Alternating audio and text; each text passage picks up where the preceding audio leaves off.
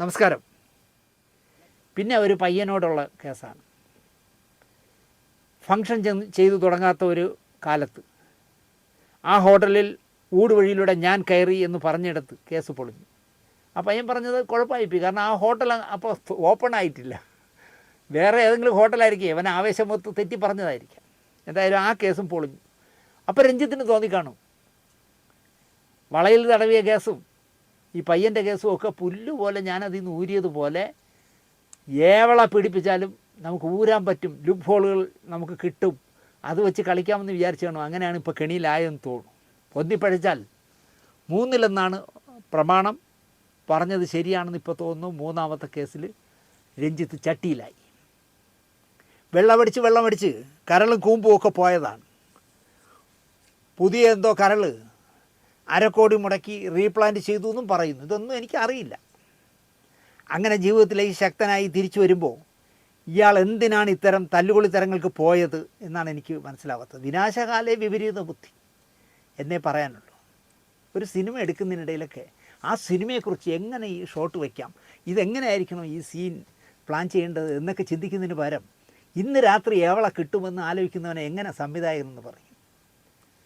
മനസ്സ് മുഴുവൻ അതാണ്. ഒരുപാട് പേരുണ്ട് അങ്ങനത്തെ, ഒരുപാട് പേര്. ഇപ്പം മരിച്ചു പോയതുകൊണ്ട് ഞാൻ കൂടുതൽ പറയുന്നില്ല. ഞാൻ ശിഷ്യനായി പോയ ചില കോണയന്മാർ ചെയ്തിട്ടുള്ള വേലകൾ കേൾക്കണം. എന്തെല്ലാം കുഴപ്പങ്ങളെന്നറിയാം. ഞാൻ വർക്ക് ചെയ്തൊരു പടത്തിൽ ഞാൻ മുമ്പ് പറഞ്ഞിട്ടുണ്ടെന്ന് തോന്നുന്നു, ഞാനൊരു ഹോട്ടലിലും ഈ സിനിമാക്കാരെ കൂടെ താമസിക്കില്ല, എൻ്റെ ക്രൂവിൻ്റെ കൂടെ താമസിക്കില്ല. കാഴ്ചകൾ കാണാനും കേസുകൾക്ക് പോകാനും മനസ്സിനെ വേദനിപ്പിക്കാനും തയ്യാറില്ലാത്തതുകൊണ്ടാണ് ഞാൻ ഒറ്റയ്ക്ക് പോയി എവിടെയെങ്കിലും മാറി താമസിക്കുന്നത്. അപ്പോൾ അങ്ങനെ ഞാൻ മാറി താമസിക്കുന്ന ഒരു സിനിമ, എൻ്റെ കൂടെ ആ സിനിമയുടെ പ്രൊഡ്യൂസറും ദിനേശ് അവിടെയാണ് താമസിക്കുന്നത്, ഞാനും അവിടെ താമസിക്കുന്നു എന്ന് പറഞ്ഞ് ഞങ്ങൾ രണ്ടുപേരും കൂടി 2 മുറിയെടുത്ത് ഒരു ഹോട്ടലിൽ താമസിക്കുകയാണ്. അതേപോലെയുള്ളൊരു മുന്തിയ ഹോട്ടലിലാണ് ബാക്കി ക്രൂ എല്ലാം താമസിക്കുന്നത്. ആദ്യത്തെ ഷെഡ്യൂൾ കഴിഞ്ഞു. 2ാം ഷെഡ്യൂൾ സമയത്ത് ആ സിനിമയിൽ ജോലിക്കാരിയായി അഭിനയിക്കാനും അവരുടെ മകളെ, ക്യൂട്ടായ ഒരു കുട്ടിയുണ്ടായിരുന്നു, അപ്പോൾ വലിയ നായികയൊക്കെയായി, അവളെ അതിലെ ഒരു കഥാപാത്രത്തിൻ്റെ മകളായിട്ട് അഭിനയിക്കാൻ അമ്മയും മോളും കൂടെ വന്നു.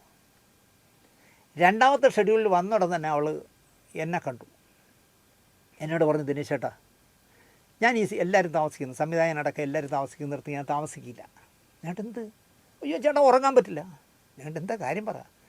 അത് നിങ്ങളെ ആശ ഉണ്ടല്ല.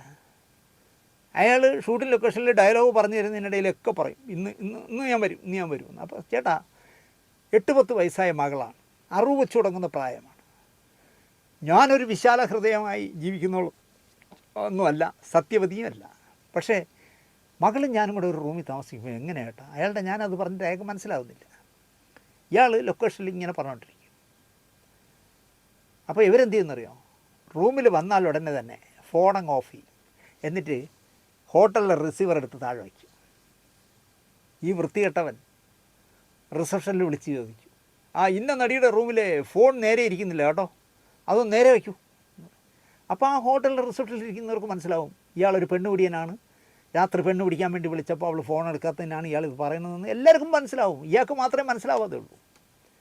അപ്പോൾ ഹോട്ടലിലൊരു റൂം പോയി ഈ നടിയുടെ റൂം മുട്ടും. അവൾ അകത്ത് നിന്നുകൊണ്ട് ആരെന്നൊക്കെ നോക്കിയിട്ട് തുറക്കുമ്പോൾ എന്തേ, അല്ല ഫോൺ നേരെ ഇരിക്കുന്നില്ല എന്ന് തോന്നുന്നു, പരാതി വന്നിരിക്കുന്നു, നിങ്ങളെ വിളിച്ചിട്ട് കിട്ടുന്നില്ല എന്ന്. അതെടുത്ത് നേരെ വയ്ക്കും. നേരം വെളുക്കുന്നവരെ അതിങ്ങനെ വെളി കിടക്കേ ഉള്ളൂ എന്ന് കൗണ്ടറിൽ പറഞ്ഞിരിക്കുന്നു പറഞ്ഞാൽ അവൾ അവിടെ തന്നെ ഫോൺ ഇട്ടു. അങ്ങനെ ആ ഷെഡ്യൂൾ തീർന്നു. അവൾ ഒറ്റയ്ക്ക് വന്നിരുന്നെങ്കിൽ എന്തിനും തയ്യാറായിരുന്നു. 2ാമത്തെ ഷെഡ്യൂളിന് വന്നിട്ട് പറയാണ്, എനിക്ക് ചേട്ടൻ താമസിക്കുന്ന റൂമിൽ, ചേട്ടൻ്റെ റൂമിനടുത്ത് എനിക്ക് റൂം തരണം. ഞാൻ ഈ വിവരം നിർമ്മാതാവിനോട് പറഞ്ഞു. അപ്പോൾ നിർമ്മാതാവിന് വെള്ളമടിയില്ല, സിഗരറ്റ് വലിയില്ല, നോൺ കഴിക്കില്ല, പെണ്ണുപിടിയില്ല, ഒന്നുമില്ല, വളരെ മാന്യനായ ആൾ. അതുകൊണ്ടാണ് അദ്ദേഹം എൻ്റെ കൂടെ കൂടിയത്. ഞാൻ അദ്ദേഹത്തിൻ്റെ കാര്യം പറഞ്ഞു, സാർ ഇങ്ങനെ ഒരു സംഭവമുണ്ട്, ഒരു കാര്യം ചെയ്തു ദിനേശ്, നിങ്ങൾ താമസിക്കുന്നത് 304, ഞാൻ താമസിക്കുന്നത് 306, ആ 305 എന്നുള്ള റൂം അവർക്ക് കൊടുക്കാൻ പറയും. അപ്പോൾ 306, 305, 304 നടുക്കുള്ളതായതുകൊണ്ട് അപ്പുറം ഇപ്പുറം 2 സിംഹങ്ങളാണ്, നിർമ്മാതാവും ഞാനും. ഒന്നും സംഭവിക്കില്ല എന്നറിയാം. അവർക്ക് ആ റൂം അലോട്ട് ചെയ്യാൻ പറഞ്ഞു. അപ്പോൾ പ്രൊഡക്ഷൻ എക്സിക്യൂട്ടീവ് ചോദിച്ചു, എന്ത്, അതെന്തിനാണ് അവിടെ കൊടുക്കണേ? പ്രൊഡ്യൂസർ താമസിക്കുന്നിടത്ത് അവർ താമസിക്കുള്ളൂ. ഞാൻ പറഞ്ഞു, നീ അതൊന്നും അറിയണ്ട, നീ ആ റൂം കൊടുക്ക്. കഴിഞ്ഞ ഷെഡ്യൂളിൽ അവരോട് കാണിച്ച കുഴപ്പങ്ങൾ ഒരുപാട് കാര്യങ്ങൾ എന്നോട് പറഞ്ഞു കേട്ടോ, നീയൊക്കെ ഇതൊക്കെ അന്വേഷിക്കണ്ടേ എന്ന് പറഞ്ഞാൽ അവനെ ഞാൻ എടുത്തങ്ങ് വരട്ടി. അങ്ങനെ ആ പടം തീരുന്നവരെ അവർ സ്വസ്ഥമായി അവരും കുട്ടിയും താമസിച്ചു. രസം എന്താണെന്ന് ചോദിച്ചാൽ, ഈ ഓരോ റൂമിൻ്റെയും ബാൽക്കണിയിൽ ചുവരിങ്ങനെ ചരിച്ച് കെട്ടിയിട്ടുണ്ട്. അപ്പോൾ അവരവിടെ വന്ന് ഷൂട്ടിംഗ് കഴിഞ്ഞ് വന്ന് കുളിച്ച് റെഡിയായി ഭക്ഷണമൊക്കെ കഴിച്ച് കഴിഞ്ഞാൽ ഇവർ ഈ കോറിഡോറിലേക്ക് വരും. കാരണം ആ പട്ടണം മുഴുവൻ കാണാം അവിടെ നിന്നാൽ. അത് നോക്കിക്കൊണ്ട് നിൽക്കും. ഒരു ദിവസം യാദൃശ്യമായിട്ട് ഞാൻ എന്തിനോ അതുപോലെ നോക്കാം അവിടെ ഇറങ്ങിയപ്പോൾ ഇവരപ്പുറത്ത് നിൽക്കുക. ഈ വേറെ വല്ലവനാണെങ്കിൽ ഇവിടുന്ന് കാലെടുത്ത് ഇപ്പുറത്തിട്ടാൽ അവിടെ കയറി പോവാം, ഫ്രണ്ട് തുറക്കണ്ട, ഇതിലേ കൂടെ കയറാം. മനസ്സിലായില്ലേ? ഇങ്ങനെയൊക്കെ ഉള്ള സിറ്റുവേഷനിലുള്ളിടത്ത് ഈ പെണ്ണുപിടിയന്മാർ ഇതും ചെയ്യും, ഇതിൻ്റെ അപ്പുറവും ചെയ്യും. അക്കാഡമി ചെയർമാനായിരുന്നപ്പോൾ ഞാൻ നേരത്തെ പറഞ്ഞല്ലോ, ഫെസ്റ്റിവലിൽ സമാപന ദിവസം അപ്രതീക്ഷിതമായ അതിഥിയെ കൊണ്ടുവന്ന് കയ്യടി വാങ്ങിയ കക്ഷിയാണ് ഈ സംവിധായകൻ. അത് മറക്കാറായിട്ടില്ല നമ്മൾ. എടാ പഹയാ, നീ എന്നെ കടന്നു വെട്ടിയോ എന്ന ചിന്തയിൽ നമ്മുടെ മുഖ്യമന്ത്രി അന്നൊരു ചിരി ചിരിച്ചു അതിഥിയെ കണ്ട്. അങ്ങനെ ഞെട്ടിപ്പോയി. സംവിധായകൻ അറിഞ്ഞില്ലല്ലോ, അല്ല ഈ മുഖ്യമന്ത്രി അറിഞ്ഞില്ലല്ലോ. ചലച്ചിത്ര അക്കാദമിയുടെ ചെയർമാൻ ഇന്ന് വൈകുന്നേരം സമാപന യോഗത്തിൽ ഒരു ഭയങ്കര ഞെട്ടിക്കും. അദ്ദേഹം ഒരു അതിജീവിതയുമായിട്ടാണല്ലോ വന്നത്. അത് കണ്ടപ്പോൾ അദ്ദേഹം ഞെട്ടിയാണ്, ഈ പഹയാ നീ എന്നെ കടന്നു വെട്ടിയോ എന്നുള്ള രീതിയിൽ അദ്ദേഹം ചിരിച്ചത്. ആ ഫിലിം ഫെസ്റ്റിവലിൻ്റെ ചടങ്ങ് തീരുന്നത് വരെ സജി ചെറിയാൻ വായടയ്ക്കാതെ ചിരിച്ചുകൊണ്ടിരുന്നു. രഞ്ജിത്തിനെയും നോക്കും, അതിജീവിതയും നോക്കും, എന്നിട്ട് ഹാ ഹാ ഹാ ഹാ ഹാ ഹാ ചിരിച്ചുകൊണ്ടിരുന്നു. അതിജീവിത എന്ന ലേബലിനെ അന്ന് രഞ്ജിത്ത് എന്ന അക്കാഡമി ചെയർമാൻ നന്നായിട്ട് വിറ്റെടുത്തു. മണ്ടൻ മാധ്യമങ്ങൾ രഞ്ജിത്തിനെ വാനോളം പുകഴ്ത്തി. അതേ പത്രക്കാർ, ഈ പത്രക്കാരെ വിശ്വസിക്കരുതെന്ന് ഞാൻ പറഞ്ഞത് അതുകൊണ്ടാണ്, അതേ പത്രക്കാർ ഇന്നലെ പാതിരാ നേരത്തും രഞ്ജിത്തിനെ കൊത്തിപ്പറിക്കാനായിട്ട് തൊടുപുഴ പോലീസ് സ്റ്റേഷൻ്റെ മുന്നിൽ ക്യാമറയും തോളത്ത് തൂക്കി കുത്തിയിരുന്നു. ഇത്രയേ ഉള്ളൂ രഞ്ജിത്തെ യവന്മാർ നിങ്ങളോടൊക്കെ കാണിക്കുന്ന സ്നേഹത്തിൻ്റെ ആഴം. 7 മാന്യന്മാരോട് ഗൂഢാലോചന നടത്തി എന്ന കേസിലാണ് നടൻ ദിലീപിനെ ഫിഫ്കയും അമ്മയും അമ്മയുടെ നായർ പ്രൊഡ്യൂസേഴ്സ് അസോസിയേഷനും ഒക്കെ മത്സരിച്ച് പുറത്താക്കിയത്. എന്തേ ഇത്രയും സമയമായിട്ടും ഫിഫ്കയും അമ്മയും നിർമ്മാണ സംഘടനയും ഒന്നും ഒരക്ഷരം മിണ്ടുന്നില്ല? ഇതിലെല്ലാം മെമ്പറാണ് രഞ്ജിത്ത്. പുറത്താക്ക് മനുഷ്യരെ ഇയാളെ എന്നാണ് എനിക്ക് പറയാനുള്ളത്. എന്നിട്ട് ജയിലിൽ ചെന്ന് രഹസ്യമായിട്ട് ഐക്യദാർഢ്യം പ്രഖ്യാപിക്കുക. ദിലീപിനെ പരസ്യമായി ഫെഫ്കയിൽ നിന്നും പുറത്താക്കിയിട്ട് ഡയറക്ടേഴ്സ് യൂണിയനിൽ നിന്നും പുറത്താക്കി. അയാൾ പെണ്ണുപിടിയനായതുകൊണ്ട്, അല്ല മറ്റേ എന്താ മോശപ്പെട്ട ദൃശ്യങ്ങൾ ചിത്രീകരിക്കാൻ ഒരു സാധാരണ മനുഷ്യൻ ചെയ്യാൻ പാടില്ലാത്ത പണിയാണ് ചെയ്തത്, അതുകൊണ്ട് ഞങ്ങൾ പുറത്താക്കി. എന്നിട്ട് യവന്മാർ, ഈ പുറത്താക്കിയവന്മാർ രഹസ്യമായിട്ട് ദിലീപ് കിടന്ന ജയിലിൽ ചെന്ന് ഐക്യദാർഢ്യം പ്രഖ്യാപിച്ചു ദിലീപിന്. ദിലീപും ഒരു മണ്ടനായിരിക്കും അയാൾ വിശ്വസിച്ചു.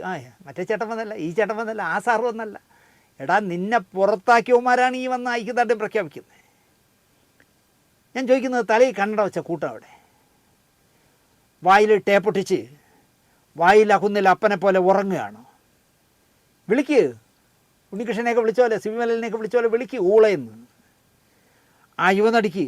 എന്നിട്ട് പിന്തുണ പ്രഖ്യാപിക്ക് തലയിൽ കണ്ണട വെച്ചവർ.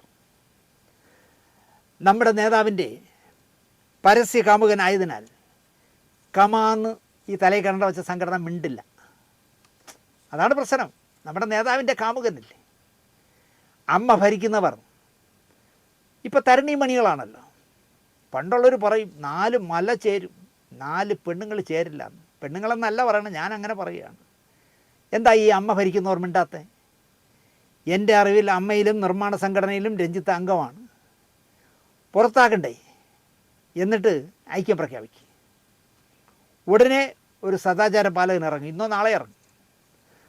സ്ത്രീ പീഡനത്തിനെതിരെ സംസ്ഥാനത്തെ ഒരു ചുവപ്പൻ നേതാവിനെ വരെ കാര്യസാധ്യത്തിനായി പനിനീർ തേൻ നുകരാൻ അവസരമുണ്ടാക്കി കൊടുത്ത മഹാനാണ്. വിഗും റോസ് പൗഡറും കണ്ണുരുട്ടിയും കാണിച്ച് ഇന്നോ നാളെ ഇറങ്ങും രഞ്ജിത്തിനെതിരെ. കാരണം രഞ്ജിത്താണല്ലോ മറ്റേ സംഘടന പൊളിച്ച് കൈ കൊടുത്ത. അതുകൊണ്ട് ഇന്നോ നാളെയോ ഇറങ്ങും രഞ്ജിത്തിനെതിരെ. രഞ്ജിത്തിനെ കൊല വിളിച്ചുകൊണ്ട് സ്ത്രീകൾക്ക് ഇവിടെ ജീവിക്കാൻ നിവൃത്തിയില്ല എന്നൊക്കെ പറഞ്ഞിട്ട്.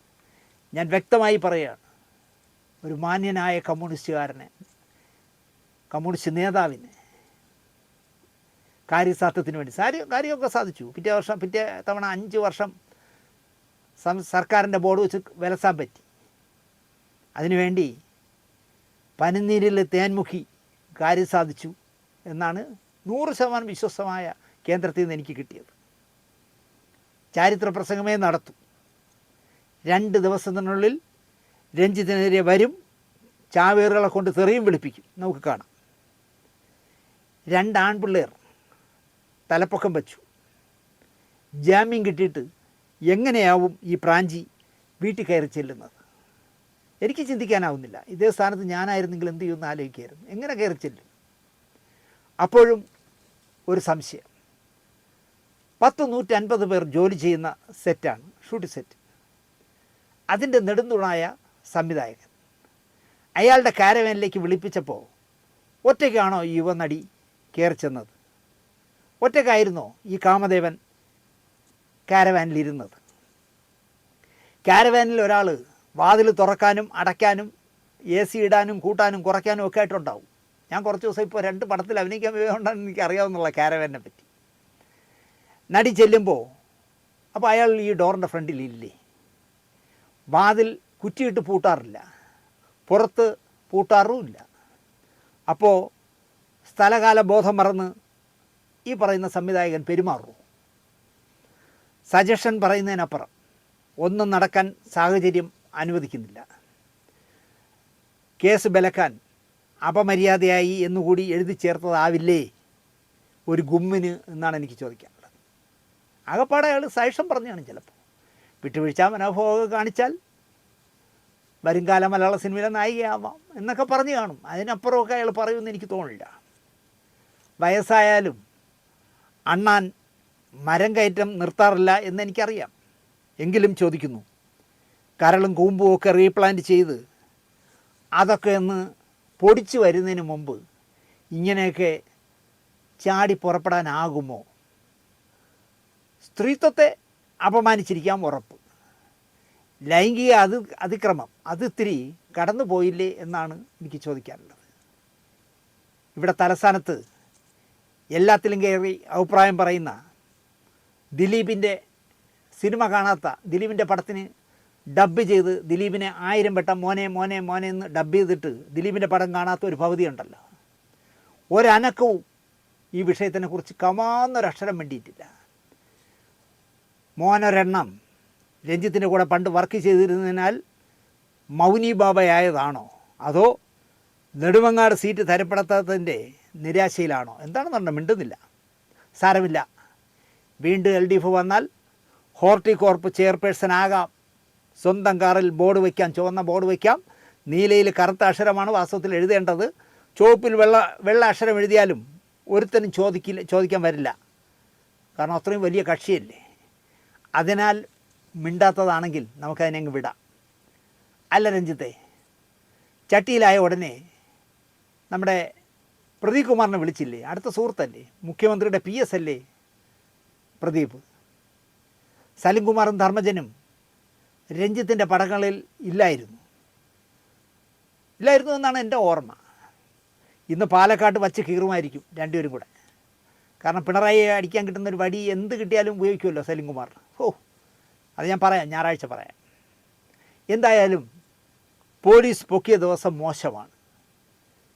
ഇപ്പോൾ എന്ത് പറ്റുന്നതെന്ന് കേട്ടാൽ ഇന്ന് ബുധനാഴ്ച, വ്യാഴം, വെള്ളി, ശനി, ഞായർ, ആ 4 ദിവസമെങ്കിലും അകത്ത് കിടക്കേണ്ടി വരാം.